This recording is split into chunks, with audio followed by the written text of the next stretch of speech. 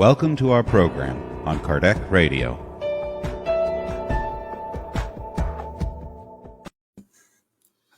Welcome, dear friends, to the Spirit Society of Virginia at Kardec Radio in our Friday Inspirational Talk. What a blessing to be here. A blessing to meditate on the preciousness of our reincarnation. We wouldn't be here today were it not for the concession of God, giving us a new body and new opportunities. So we're welcoming each and every one of you as we prepare with a message and a prayer from the book, The Way, the Truth, and the Life, chapter 79, to each one. Stand up on your feet, said Paul in Acts 14:10.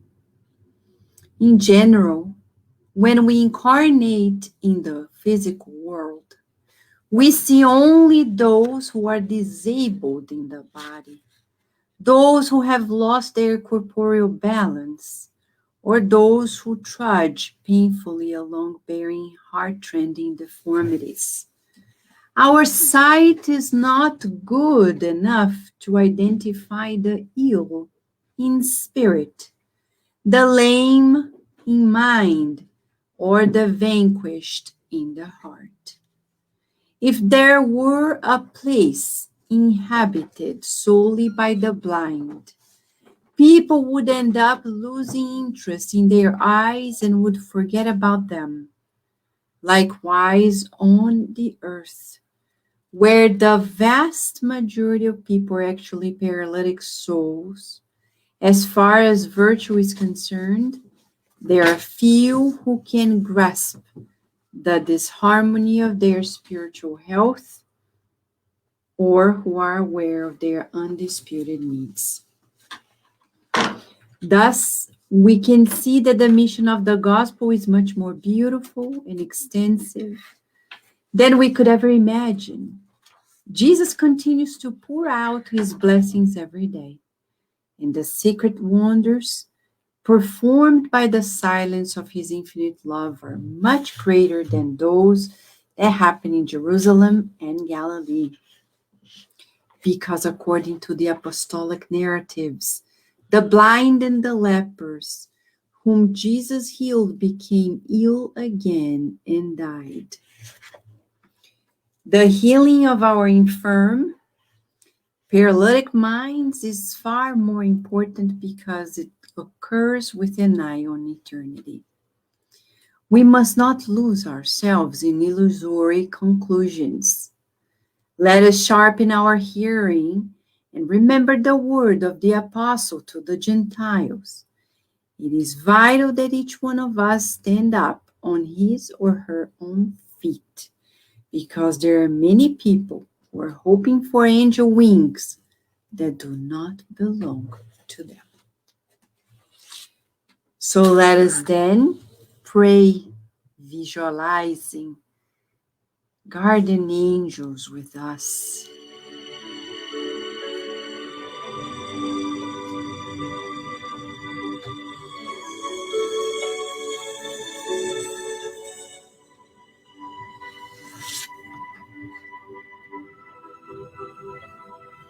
Dear Mother, Father God,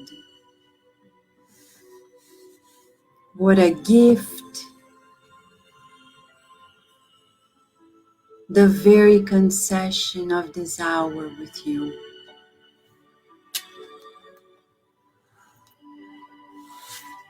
What a blessing to perceive the presence of the spirit doctors, nurses, and therapists who lovingly care for each one of us. We visualize all of our homes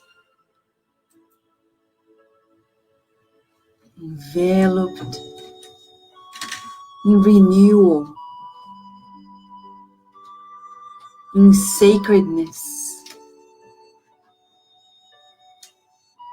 in health. Thank you so much for cleansing our minds and our bodies. Thank you so much for the remedies of the mind and the bodies. And we visualize our planet being enveloped by your loving care.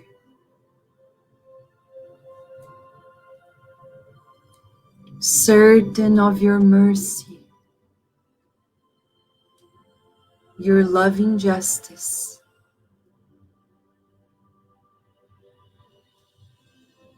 We begin this meeting tonight under the protection of your love, renewing our hopes in better days. As we endure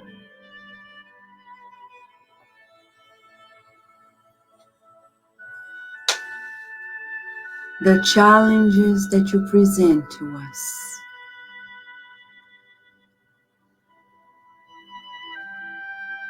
may each one of us contribute with thoughts and feelings that are positive to the general good.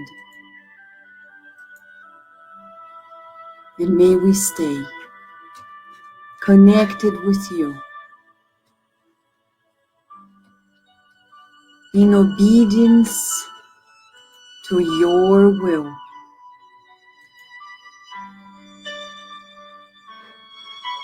And so be it.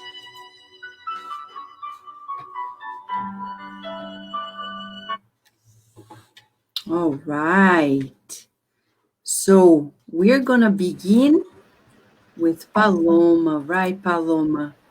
That's Reading for us the Spirit's book moment.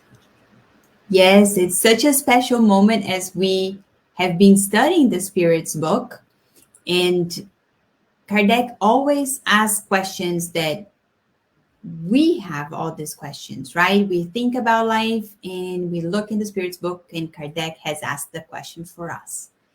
So, this is the Spirit's book moment, question and answer, and we are studying question 926. And it says, because it creates new necessities, isn't civilization the source of new afflictions? What is to create new necessities, right? Can we create new necessities? Who creates them? Are we creating our own afflictions? It's a great question. Let us see what the spirits told Kardec. They said, the misfortunes of this world result from the artificial needs you create for yourselves. Whoa, artificial needs. We'll come back to it, but keep that thought in mind right there. People who know how to limit their desires, see without greed whatever might lie beyond their means, spare themselves many disappointments in this life. The wealthiest are really those who have the fewest needs. This is so interesting, friends, because a lot of times when we think of our afflictions in this life, we tend to think this comes from the past. Some of it really do, but a lot of our current afflictions comes from this current life and what we're doing right now. And the spirits are saying, why? Because we create these artificial needs, these needs that are truly not needs. Maybe they are wants, but they're not needs. But in our own vanity, in our own, pride, we create these needs for ourselves. And then it gives us a lot of trouble, right? So like simple examples, we We live in a house, we want a house that is bigger. Now you have to pay more bills, everything grows, utilities expenses. Now you need to work more, and now you're stressed more and spending less time with family. Could have lived in the old house, yeah. And we just created this lot of expenses and a lot of work, a lot of stress in our lives, diverging us from what really, really matters in this current life. So that's what the spirits are bringing to us and reminding us that the wealthiest ones are the ones that have fewest needs. That's something for us to reflect, because we tend to think that the wealthier you are, the happier you will be. And they're saying, not really. We are prosperous according to the higher spirits when we have fewest needs in the material life. What does that mean? It allows us to focus on our spiritual life, in our progress, in helping others, in our families. And that way we will find happiness. So let us reflect on this. It's a beautiful question and beautiful answer for us to really think about and see and analyze our real needs versus our artificial needs. Thank you. All right, so here we are. We are going to talk about today a topic that is so important: reincarnation, returning to the body again, once again. And there is much for us to meditate. Questions we may have are: how do we know if the spiritual plan, the reincarnatory plan for this life is being fulfilled? This is one of the main questions we're going to ask ourselves. Because if we don't watch out, we may lose a whole reincarnation. Given the example of the book 2,000 years ago by Emmanuel through Chico Xavier, when he said in the very book that he missed that whole reincarnation. Publius Lentulus, the senator, he was a good senator to the world, but in the eyes of God, he failed, because the plan for that reincarnation was not to be a good senator, but to be a senator that would follow the Christ consciousness, and he failed. The consequences Jesus predicted: millennia of suffering. No wonder 2021 years later, he's reincarnated in this world, in a world of the pandemic. Wherever he is here with us, on the same boat, in spite of it all. So the decisions we make today will affect us tomorrow and millennia to come. We want to understand more how it works, and that's why Carol is going to begin with the first steps into that explanation. Right, Carol? Right, Vanessa. Thank you so very much. So, as Vanessa just mentioned, the experimenters would like for us to focus not simply on the process of reincarnation, but rather on gaining consciousness, bringing light onto the divine plan for each and every one of us. And we may be wondering, Carol, do we have a divine plan? How about me? Do I have a divine plan? And the answer, beloved friends, is yes. How do we know? Because God loves us equally. So God has an educational plan that is tailor made for each and every one of us in this reincarnation. And we dare to say, beloved friends, that this is our most precious reincarnation, because literally we have in our hands tonight before our eyes the promised consoler that brings back the Christ consciousness to our hearts and souls. So we are so blessed that we can put on the glasses of spiritual understanding, and we can look at life from a spirit perspective, eternal perspective. No longer do we need to look at life solely from a material perspective, because thanks to the divine plan from above, in the name of God, we now have tools through which we can live on earth, but with our eyes aimed at eternity. And some of the most precious tools that we have been offered in the name of God through the Christ is the Spiritist codification. This is why tonight both Paloma and myself are going to focus on bringing about two of these tools for our attention. One is the Spirit's book, yet again, another precious Spirit's book moment. And the second tool that we are going to use is the book The Messenger by Andre Lewis, through the blessed mediumship of Chico Xavier. So let us begin. We will begin with 3 questions from the Spirit's book about our divine plan. And we will continue with one particular case study from the book The Messenger before Paloma continues offering us yet more tools. So tonight we are going to leave this talk with many divine tools in our reincarnatory toolbox. Let us begin.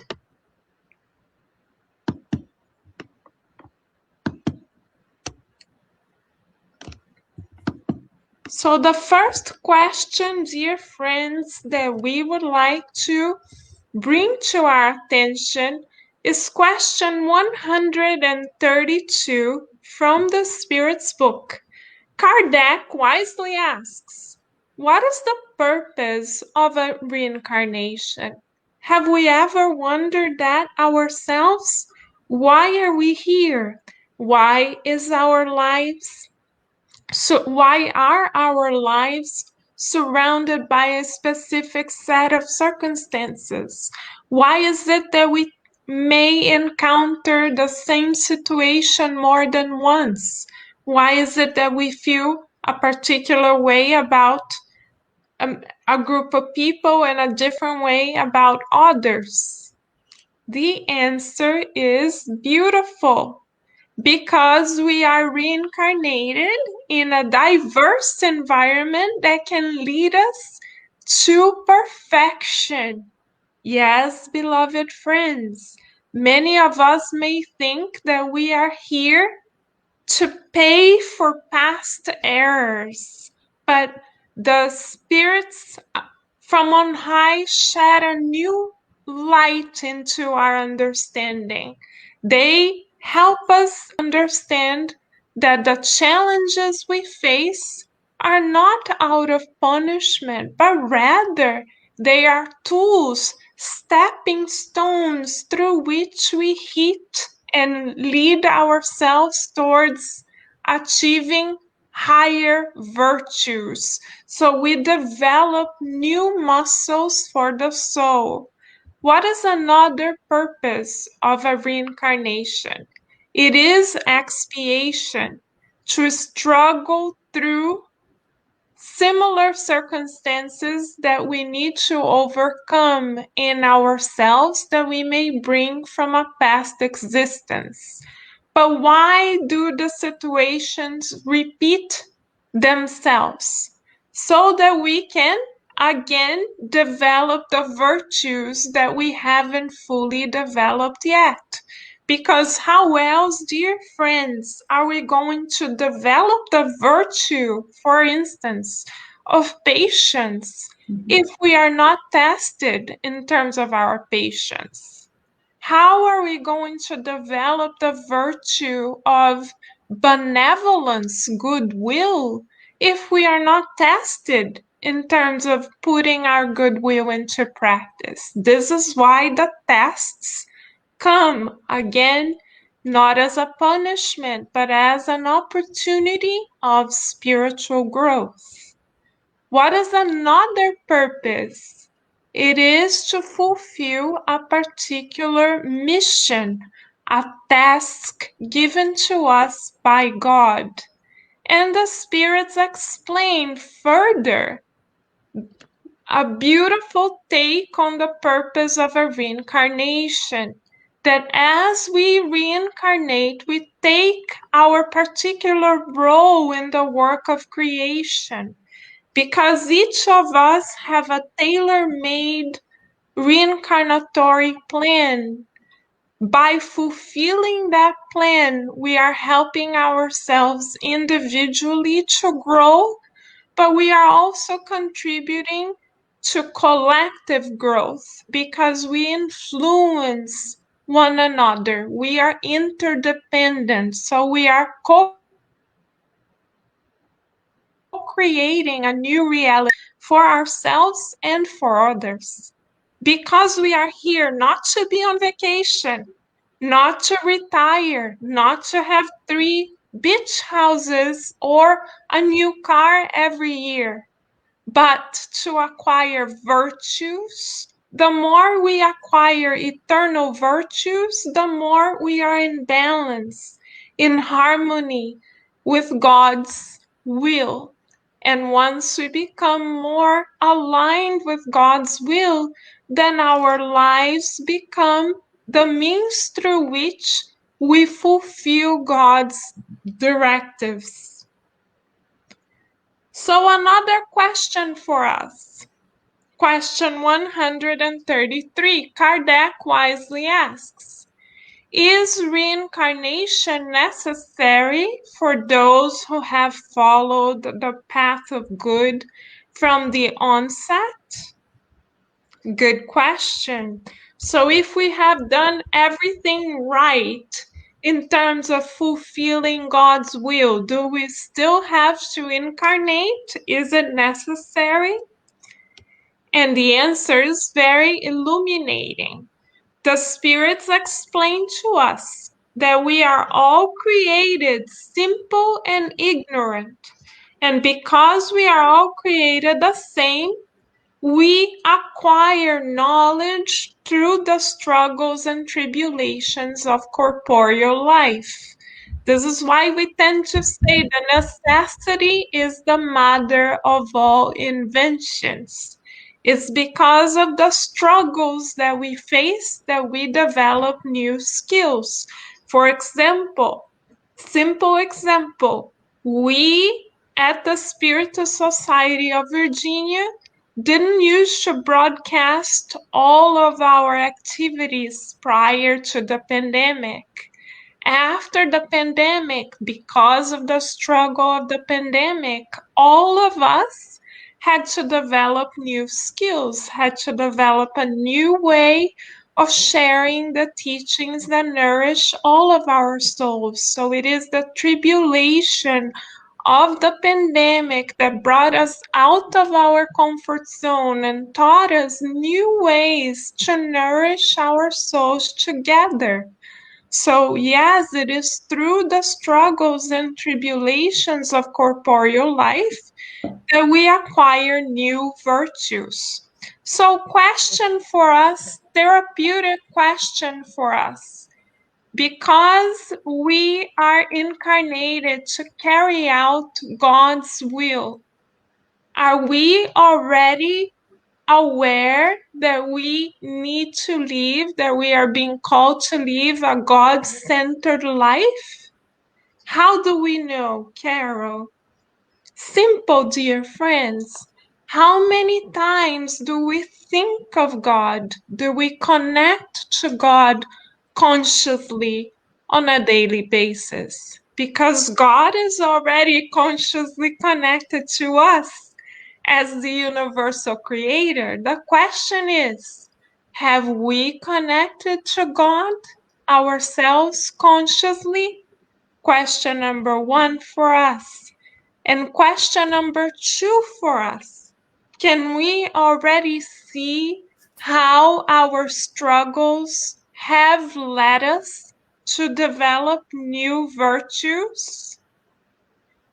And our last question from the Spirit's book that we would like to examine together, beloved friends, is question 258, in which Kardec asks, does a spirit have the awareness and foresight of what will happen to them in a new life? Meaning, do we know prior to reincarnating what we are going to undergo in this new scenario of which we are going to be part? And the answer is very revealing. Though concise, the answer, dear friends, is very illuminating. The spirits tell us, the spirits from on high, tell us that we ourselves, the spirit itself, chooses the type of trial it wishes to endure.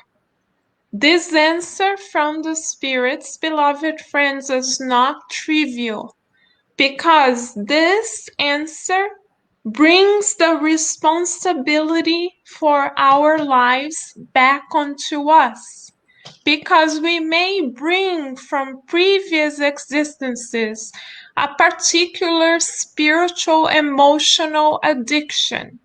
And that addiction is of taking part of the blame game.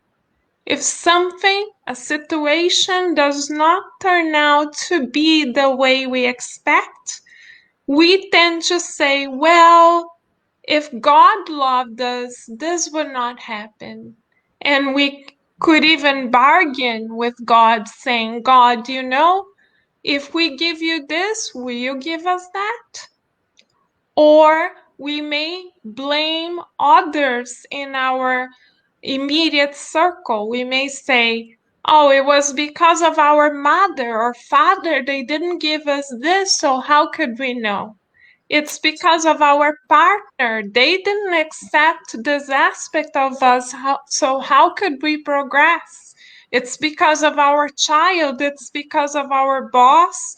We may be very proficient at pointing fingers, but are we proficient at taking responsibility?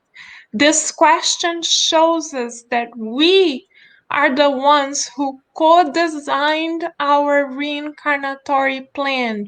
We selected our challenges because we didn't want to repeat the old in this new life. We wanted to learn the new.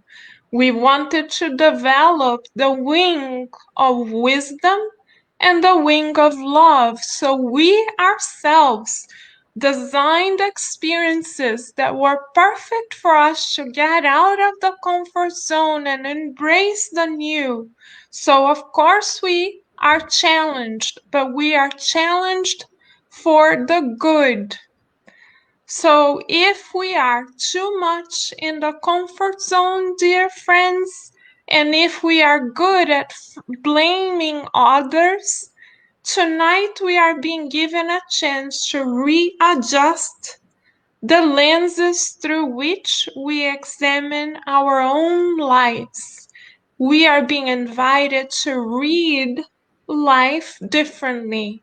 Rather than feeling victimized when we are faced with challenges, including the pandemic, we are being invited to feel blessed by looking at challenges as growth opportunities. So, how have we?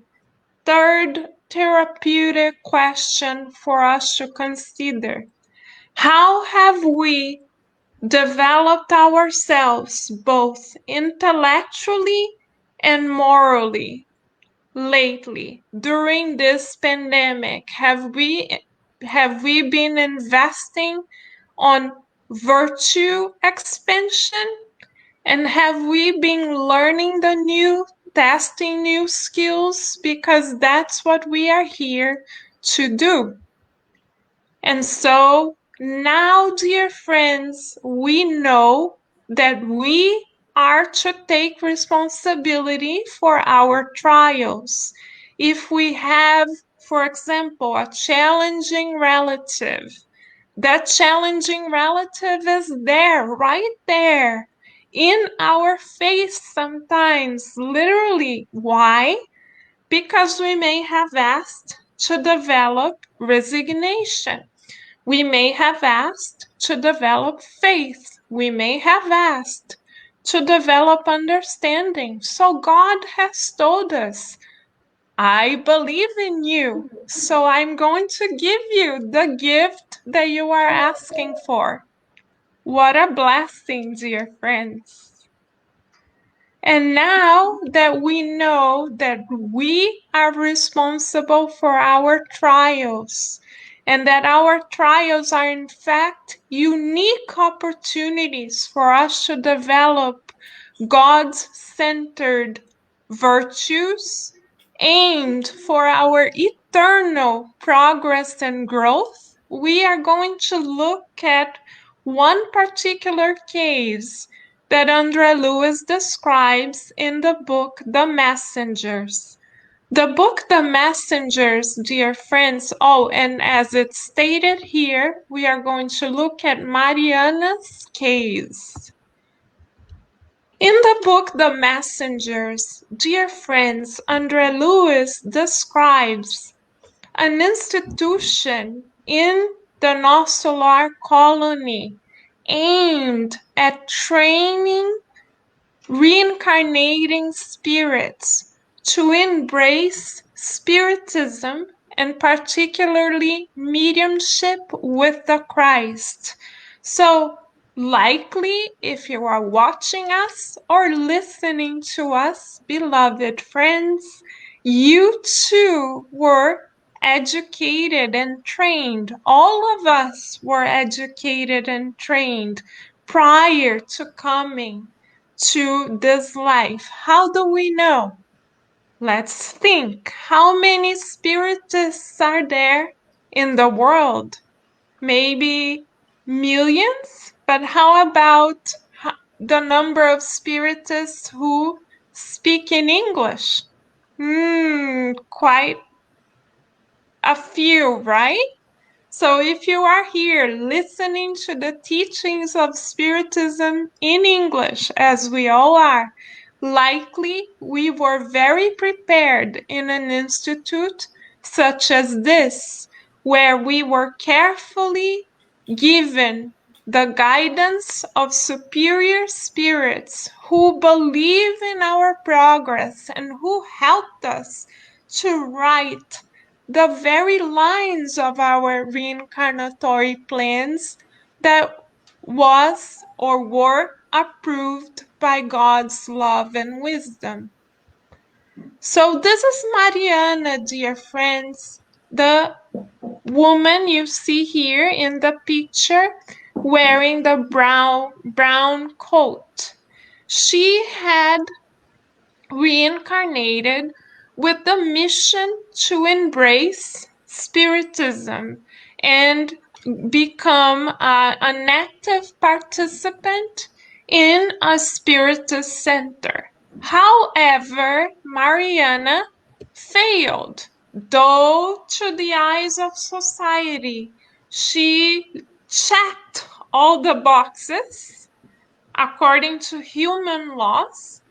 According to God's laws, she failed. How so, Carol? Because she did not fulfill, she did not get all the check marks on the items that she had established for herself as her eternal educational goals for this lifetime. One of the major ones for her was to become an active participant of her Spiritist community. Why so, dear friends? So that she would learn to expand her sense of love by embracing the universal family. This was an item in her reincarnatory plan. However, Andrea Lewis reports to us that she failed. The question we would like to examine tonight, beloved friends, is why did Mariana fail?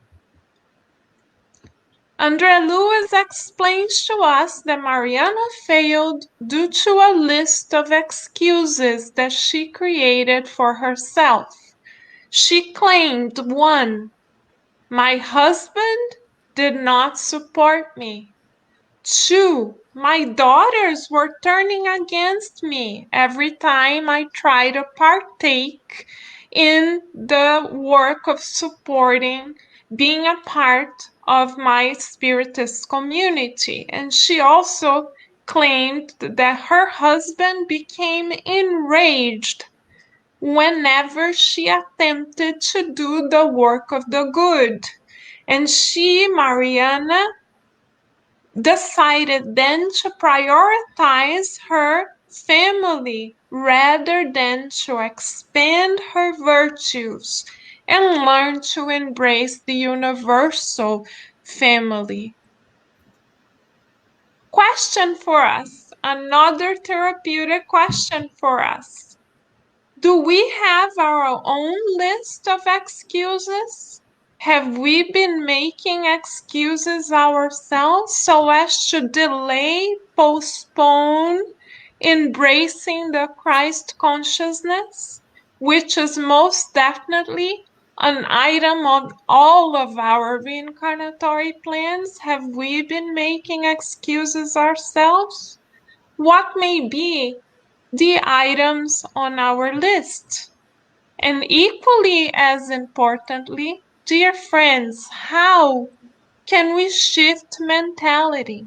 If we now are able to recognize that we are postponing embracing the good, how do we shift?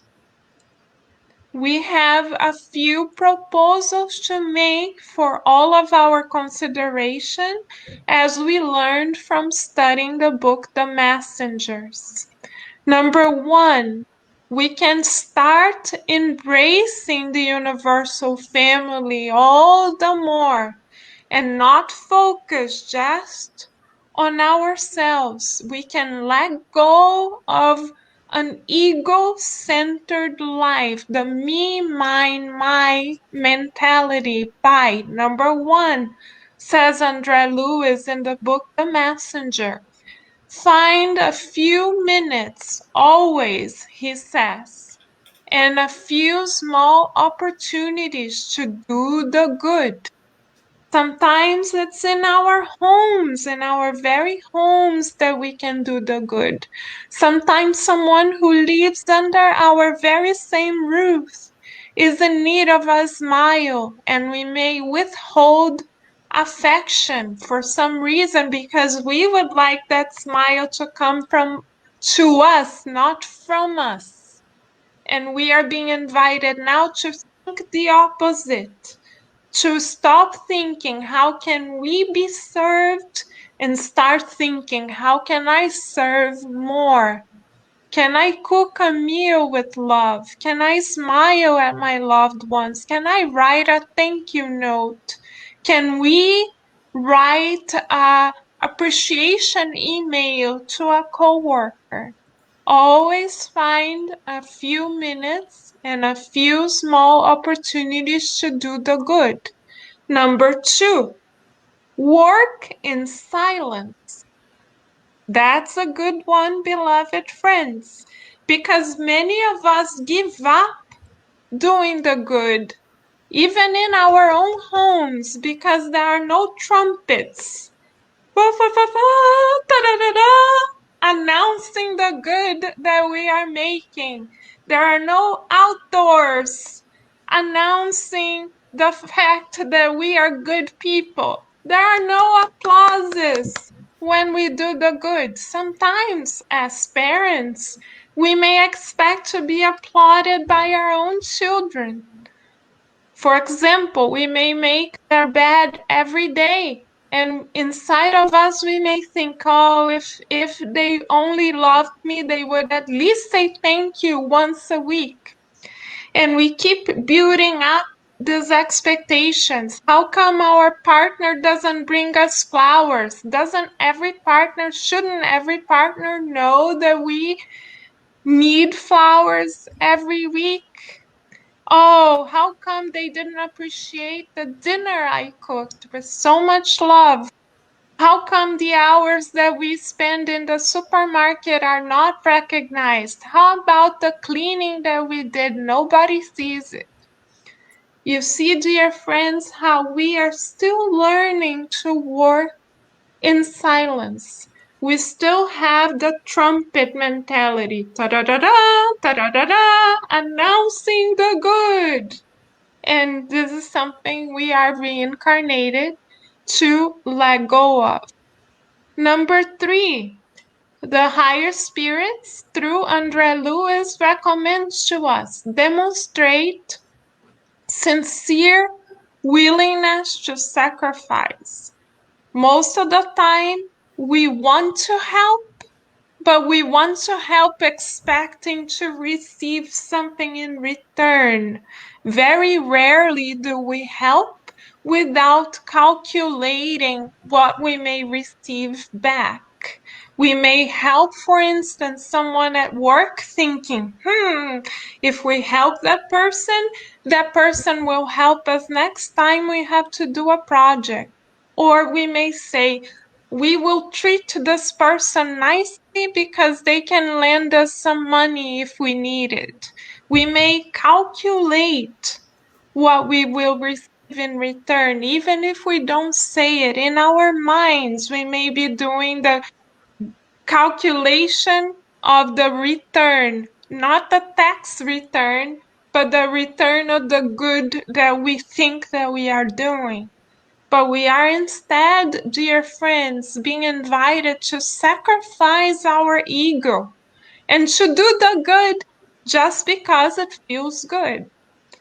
Number 4, we are also being invited to follow all guidelines for obedience and optimism offered to others.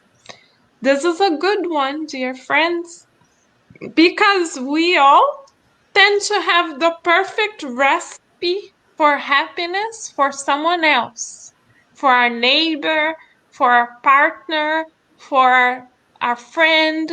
We have the perfect plan for them. Oh, if they did this, if they drank this type of tea, if they knew of this book, if they meditated at a certain time, we have the recipe for them. We have it sometimes memorized, phrases that we like to say to others, but rarely do we follow those advice ourselves. We are being asked tonight to recalibrate ourselves by applying what we offer to others.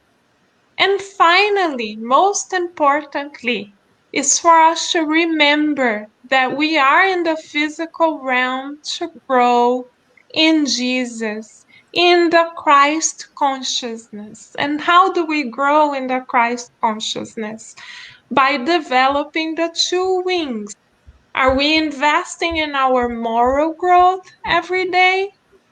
By reading an inspirational message, by praying more, by listening to inspirational talks such as the one tonight? And are we investing in our intellectual growth as well, learning the new? These are the recommendations, not from us, but from the higher spirits who love us and guide us. And now, to continue our journey of self-discovery, Paloma will guide us through more tools that we can add to our toolbox for immortality. Thank you, Paloma. Thank you, Carol. And friends, when we are studying reincarnation and starting to bring it to you here, the topic is so, so vast. This is just simple highlights. We recommend go find the books, go read more because it's life changing. Reincarnation for us brings a new perspective in how we we look into our lives and how we find ourselves living in eternity and what we need to do. It's a must study topic, okay? So, Carol just demonstrated to us some key things about reincarnation, that we were all created simple and ignorant, and we learn, we have experiences in life so that we keep evolving. That's why we have these tribulations. We also learn that most of us choose the kind of trials that we're going through. That is interesting to learn because we think that it's imposed on us. And instead, we're going to walk out of here today knowing it is not. We actually chose. We chose to be in the families. We chose to be in a certain profession. We chose to go through some physical um, ailments in our bodies. So we chose to be at this time, at the pandemic time. Interesting, right? We also know we have had many, many, many, many lives. At this point, we are lucky to be here. This is a great reincarnation, is the best one yet. But a question we always have, and it's a question that Kardec asked. Why do we forget our past? Why can't we remember what happened in the past? We wish to know sometimes. And Kardec asked the same question. Why does the incarnate spirit lose the memory of its past? Now, friends, before us listening to what the spirits are going to tell us, let us think about it. God doesn't make mistakes. God has a plan for all of us. He created everything. Do we think that God would have made this faulty person that our memory doesn't work very well and we can't remember? Or did God create us this way for a reason? Should we remember the past? Is God trying to protect us from our past? Let us see what the spirits are going to say. Human beings cannot and must not know everything. God, out of divine wisdom, wills it to be this way. Without the veil that hides certain things from them, they would be dazzled, like one who passes suddenly from the darkness into the light. By forgetting their past, they are more fully themselves in the present. So this misconception that if we knew about our past, we would do better now, we could change, it is not true. It is a total misconception. The reality is we wouldn't be able to handle the truth of our past. Again, this is our best reincarnation. We are better today than we were in previous lives. That's certain. That is 100% certain. We never regress. We only progress. So imagine that, many reincarnations ago, we were not very good people. We probably committed crimes, hideous crimes. Would we be able to handle that? Most likely not. So it's a blessing that we don't remember. And let us go further for us to be able to visualize and feel it. Imagine that You just delivered a baby, you're holding your son or daughter in your arms. Imagine if you knew that that child could have been a criminal with you in the past or committed a crime against you. Would we look to our children with the same love? No. But reincarnation comes. We don't remember the past. We receive our children, or we are received by our parents, and they look at us and they accept us. And in a new life, we are able to work whatever happened in the past out. And not only, we can focus on the present and make our future much better. And that's what matters. And that's why the spirits are saying, when we forget the past, we are more fully present. I love this analogy that I've heard before, which is, imagine that we're driving a car and we're only focused on the rear view mirrors. What happens? Most likely we'll crash the car because we're just looking at the mirrors. We are not focused to what's happening and what's coming ahead of us. This is our lives. If we're only focused on the past, we are not paying attention to our current life and what we can do right now for the future. The life we want in the future is being sold today. And that's why understanding reincarnation is so critical. If we think that after this life we go to dust and we disappear, we're going to be shocked to find out that on the other side, we're actually going to be preparing again to reincarnate once again until we are pure spirits. So, we are also going to talk about a little case from the book, The Messengers, which is about Otávio. And André Luiz was introduced to Otávio, and so André Luiz comes and reports this story in the book. Just like what Carol was talking about Mariana's in the same book, there are so many other cases. You want to study more? Go get this book, okay? It's available in English. You can find it online. It's easy access. So what happens to Otávio? He starts telling his story that he had acquired many debts from another lifetime. He ended up in a solar and he prepared for his new reincarnation for 30 years. Okay, how long did he prepare for this reincarnation? 30 years. It is a lot of preparation. And it's not only him that is involved. There is a team of spirits, good spirits, mentors that are all working with him, helping him, assisting him, designing his new reincarnatory plans. What is he going to do? In this case, he was supposed to go back to Earth to work as a medium.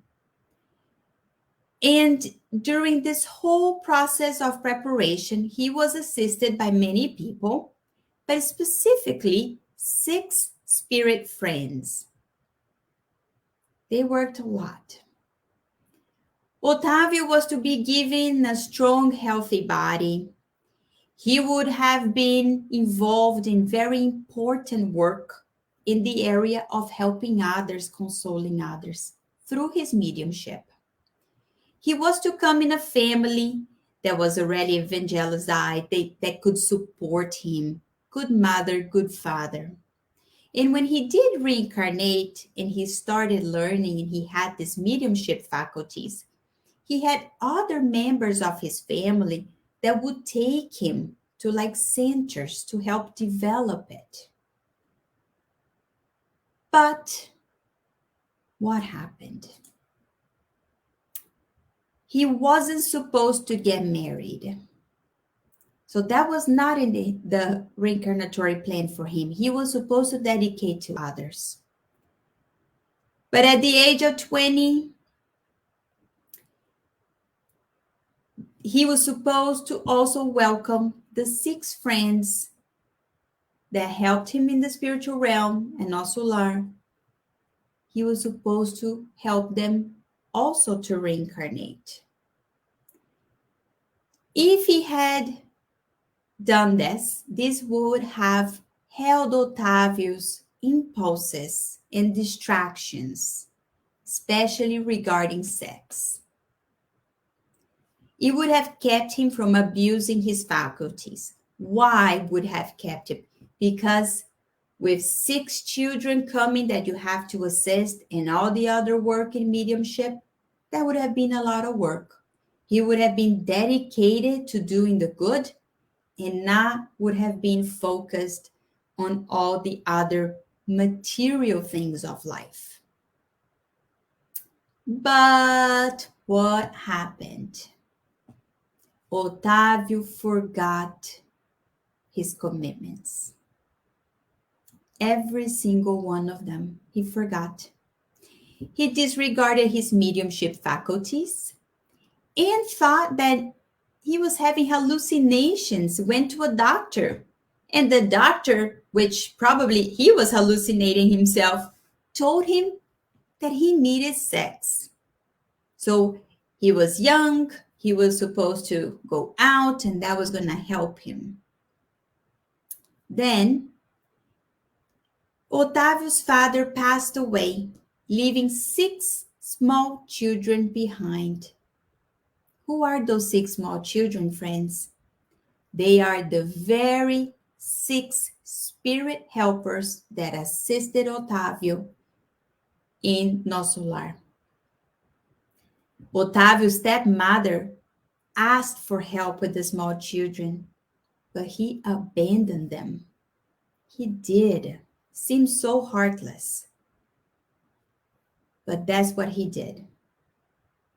Remember, he wasn't supposed to get married, but he ended up getting married. He made a mistake, and so that, to be presentable to society. So out of lust, he ended up marrying someone, and her spiritual level was below of his, and she and his son ended up being really like his obsessors.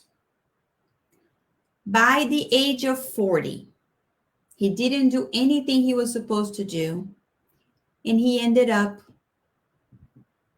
going back to the spiritual realm, consumed by syphilis, alcohol, and financial problems. So all this 30 years of planning, this preparation, especially dedicated people to him for all the work he was supposed to do, wasted. He wasted his reincarnation. And this is not an unusual story, is it?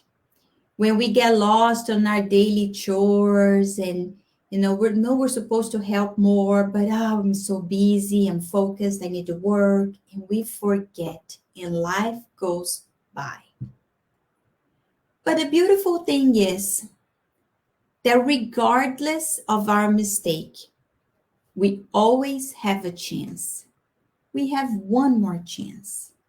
And again, and again, and again.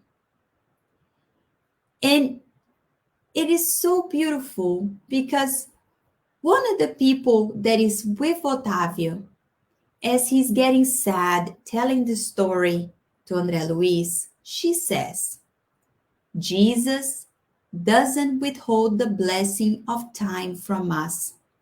Be calm and courageous. She's telling us, friends, be calm and courageous. If right now we're thinking about our reincarnation, what are we doing? It's not a blame game. We need to allow the past to stay in the past. Be calm, courageous, and let us face what is to come.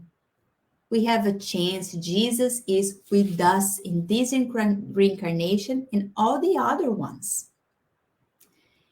And I want to bring also something from Emmanuel. This book, Thought in Life, we've learned that it is what they study in the spiritual realm in preparation to reincarnate.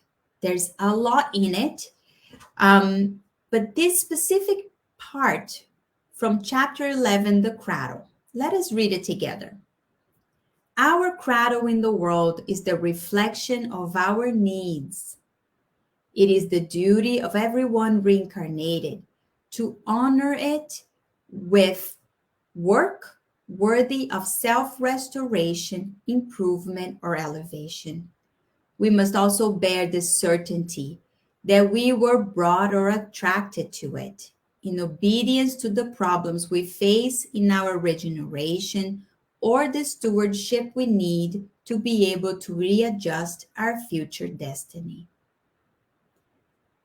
Emmanuel is telling us what we have right now in this reincarnation is what we need. We need to take it, work with it, make ourselves better, improve, and know that for sure we attracted it. There's no blame game anymore. There's no victim or, they did this to me. No, we attracted it. We brought it on us. But also we can work with it and readjust ourselves and change what's to come. It is just a matter of time. Courage and patience for us to continue in this journey. And for us to finalize our last thought from the book Living Spring, chapter 56, which says, "Be born again now." Emmanuel finishes up talking to us, you and me. He says, "Be born again right now regarding your objectives, resolutions, and attitudes, working to overcome the obstacles around you and anticipating the victory over yourself in due time. It is better to help today than to be helped tomorrow." Thank you, friends.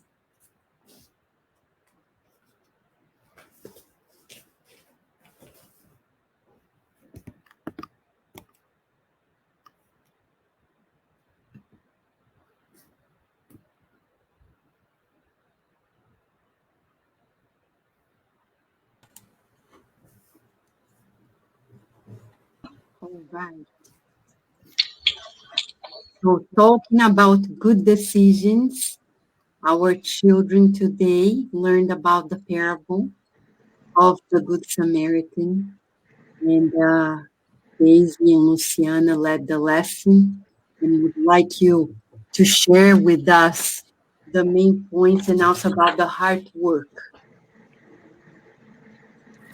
Yes, sure, Vanessa. So tonight in the children's class at the Spiritual Side of Virginia Facebook channel and also available on YouTube, we covered the last parable. So we were in a series talking about all Jesus parables, and tonight we just closed it talking about the Good Samaritan, which I think it was the really crown of it all. And we told the children about Jesus' golden rule, how we should do to others what we would like to receive. So if we want to receive kindness from others, we need to be kind ourselves.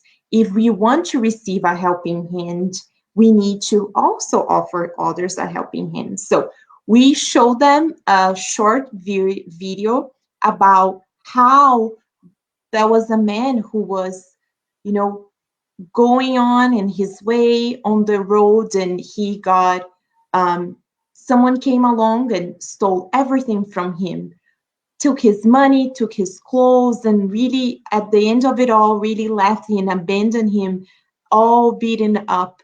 And so many people went by, but they had excuse and why they wouldn't help him. But this Good Samaritan came by, and he was the one that really went out of his way to help him.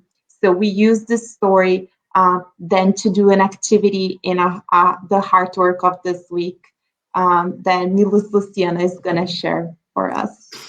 Yes, so as we practice and together with the adults, this golden rule, right, to help to do to others what we would like to receive, we suggest together with the masters to work as a family and remember of the passage of this Good Samaritan. And the affirmation for this week is, I do to others what I would like to receive, and today I'm practicing being like a good Samaritan by giving a helping hands, right? Looking to the others and see what they need, helping in the family, helping wherever we can be useful. So this is what we are sharing with the kids and also sharing with ourselves, because we are being called to be this good Samaritan to the whole humanity that is in greater need in this moment in time. That's beautiful. That's beautiful. It brings to us a lot of hope, and it brings to us exercises in discipline, right? When we practice new habits, the habit of thinking less of ourselves. So now, as we are all here together, we'd like to extend this moment into our homes as the passes in the prayer.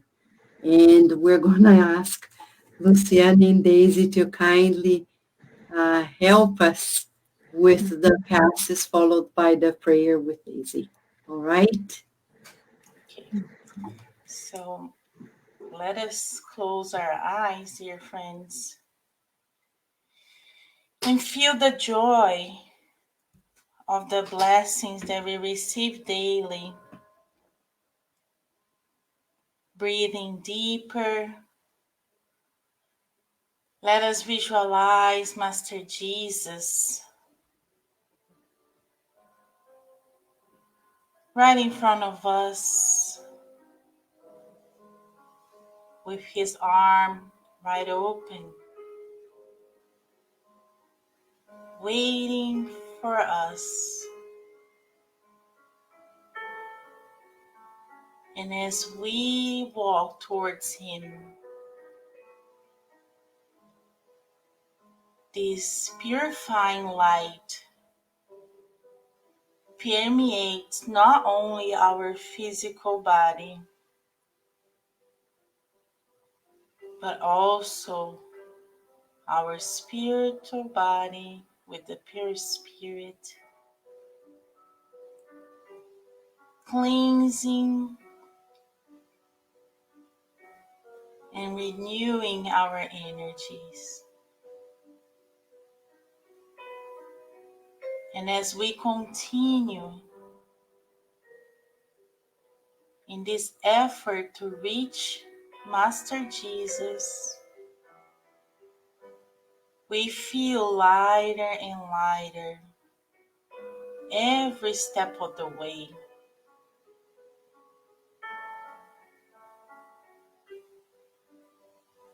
And we can feel the warmth all around us.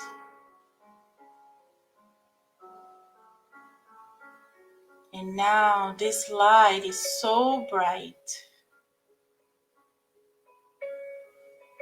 that we can only feel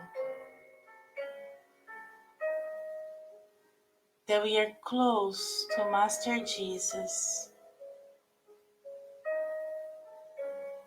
In this energy that we feel is so good that we expand and fluctuate. And as we flow up in the air with Master Jesus, we are now ready to receive all the blessings, the remedies that we need to heal every part that is in need of care, in need of His love.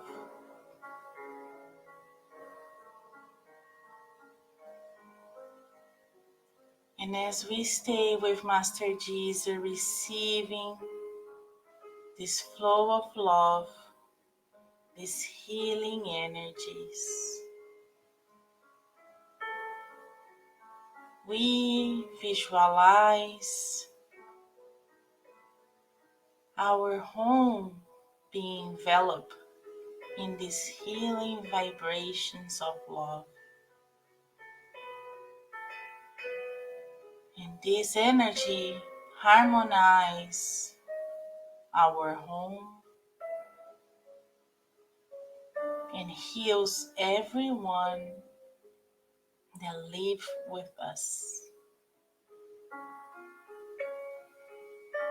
We can see our loved ones lighting up just like Master Jesus is light up. Our plants and pets are also being healed. Everything in our home is being healed and harmonized. And now that we are all receiving these healing energies, we visualize the neighborhood, the state, the capital of our country being enveloped in this healing light. And the whole planet Earth enveloping in love is being healed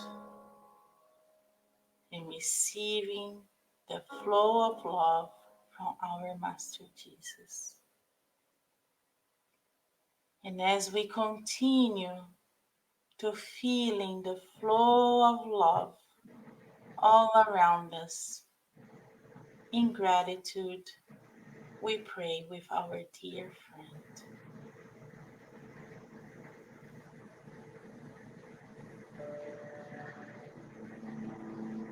Let us raise our thoughts to the Creator of our lives. Dear loving God, what an honor to be here tonight, Father, to learn directly from you through your messengers about the importance of this reincarnation, the preciousness of this life, that we have the privilege of being incarnated on earth. Tonight we were reminded the importance, but also how much we prepared ourselves. Dear Father, thank you for this reminder, and let us not forget of the commitment that we made, the commitment we made with ourselves, with our loved ones, with our enemies, but most important, the commitment we have with you. We are here to fulfill your plans, dear Father. Please finding us, arms ready to work, hearts open. But you also know, Father, that we need your sustenance. We need your support. Because there are times when we do need to be carried through the hardships of life, as Jesus has shown to us. And we ask that tonight, receiving the blessings, that all of us can feel renewed in our commitment to you and feel your presence alongside of us so that we cannot give up, that we march forward resolute, courageous to fulfill this reincarnatory plan. And tonight we also pray, Father, for the many who at this moment are sick, sick through their physical bodies, their spiritual bodies, those who are desperate and feeling abandoned, the many who are fleeing their homes because of persecutions, those who are in refugee camps, prisons, shelters, or on the streets, and many who have discarnated or discarnating at this moment. We pray that they are welcome in the spiritual hospital and also that their family members and loved ones are consoled. Thank you, dear Father, and we ask your permission to close this meeting of tonight under your guidance and your protection. And so be it.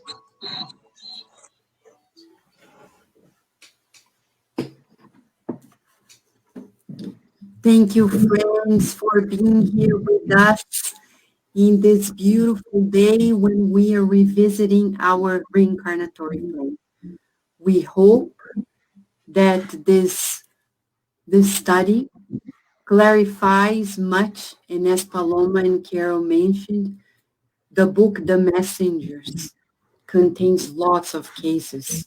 So may you find the book and read it or read it again to know more about when we fail and when we succeed in our reincarnation. If you have any question, feel free to write to us at cardiacradio@gmail.com.